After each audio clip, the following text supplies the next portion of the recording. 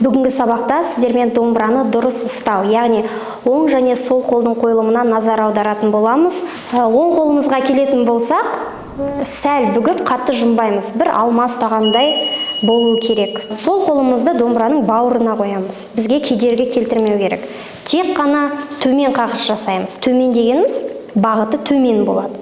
Жоғары дегеніміз бағыты жоғары болады. Төмен қағысты қаққан кезде, мына сұқ саусағымыз мылтық тәріздес, немесе тапанша тәріздес болу керек қой, бағытталу керек, иә?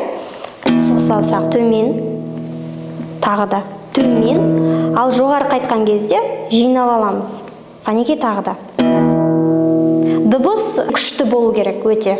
Бұлай қатты ұра бермеңіз. Яғни біз мына иық жақтан қарай білезік буын арқылы түсетін боламыз. Сондай ауыр салмақ болу керек қолыңызда.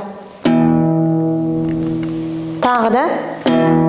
Жоғары қайтқан кезде сұқ саусақты жинап аламыз да бас бармақпен сол күшпен кейін қарай қайтамыз.